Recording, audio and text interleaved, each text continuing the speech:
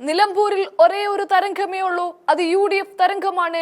UDFന്റെ സ്ഥാനാർത്ഥി ആര്യാടൻ ഷൗക്കത്തിന്റെ പെട്ടിയിൽ വീണ വോട്ടിന്റെ കണക്കാണ്. കുതിച്ചുയരുകയാണ്. ഓരോ സെക്കൻഡുകൾ മാറി മറയുമ്പോഴും അൻവറൊന്നും അവിടെ കാണാനേയില്ല.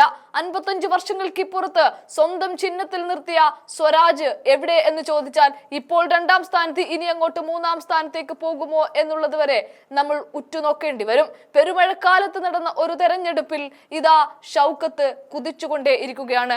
പോസ്റ്റൽ വോട്ടുകൾ തുടങ്ങി അങ്ങോട്ടേക്ക് വഴിക്കടവ് ഗ്രാമപഞ്ചായത്തിന്റെ വോട്ടുകൾ എണ്ണുമ്പോൾ പോലും ഷൗക്കത്ത് ഒന്നിൽ തന്നെയാണ്. പാഠമൊന്ന് വിലാപമല്ല, ഇവിടെ പാഠമൊന്ന് പുഞ്ചിരിയാണ് ഷൗക്കത്തിന്.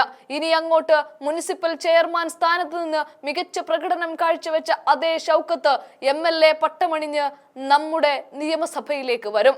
എല്ലാ ഉപതെരഞ്ഞെടുപ്പുകളിലും കോൺഗ്രസ് തൂത്തുവാരുന്ന ചരിത്രം കുറിക്കുമ്പോൾ 2026 ഒരു നോട്ടക്കണ്ണിട്ടിരിക്കുന്ന പിണറായി വിജയൻ എന്ന പിണറായിസത്തിന് പൂട്ടിടാൻ ഇതാ നിലമ്പൂർ ഒരുങ്ങിക്കഴിഞ്ഞിരിക്കുകയാണ്. ഇനി അങ്ങോട്ട് എണ്ണപ്പെട്ട നാടുകളിൽ വണ്ണം കൂട്ടി ഏതൊക്കെ പ്രചരണ തന്ത്രങ്ങൾ ഉപയോഗിച്ചിട്ടും കാര്യമില്ല. UDF തരംഗത്തിന്റെ കാലത്തിലേക്ക് അധികം സമയമേ ഇല്ല എന്നല്ല, സമയം ആയി കഴിഞ്ഞിരിക്കുന്നു എന്നുള്ളതാണ്. പുതിയ KPCC പ്രസിഡന്റ് വരുന്നു. VD സതീശൻ ആഞ്ഞൂഞ്ഞു പണിയെടുക്കുന്നു.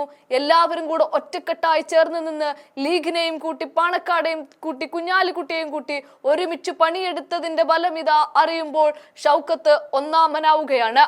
ഇതേ സമയം കൊമ്പ് കുലിക്കുമെന്ന അൻവറിനെ കുറിച്ച് നമുക്ക് എന്ത് പറയണമെന്നുള്ളത് വരും മണിക്കൂറുകളിൽ മനസ്സിലാകുന്ന കാര്യമാണ്. ആ സുൽത്താൻ ഇനി അവിടെ രാജാവാഴിവായില്ല.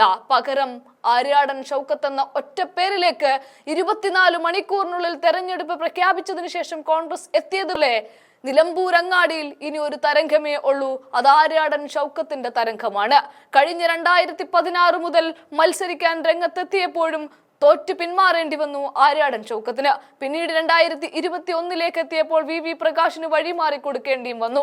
അവിടെയൊക്കെ ഒറ്റക്കൊമ്പനായി ഇടതുപക്ഷത്തിന്റെ സ്വതന്ത്ര സ്ഥാനാർത്ഥിയായി അൻവർ മത്സരിച്ചപ്പോൾ പറഞ്ഞത് ഇനി ഈ മലയോര മേഖലയിൽ എന്നും ഞാൻ നിങ്ങൾക്കുണ്ടാവുമെന്നാണ്. പക്ഷെ പാതി വഴിക്ക് പിണറായിസത്തോട് യുദ്ധവും ചെയ്ത് അൻവർ ഇറങ്ങി തിരിച്ചപ്പോൾ അൻവറിന് ശത്രു ഒന്നായിരുന്നില്ല, പിണറായിയുടെ കൂട്ടരും മാത്രമായിരുന്നില്ല, സതീശനും അതിലുപരി ഷൗക്കത്തുമായിരുന്നു.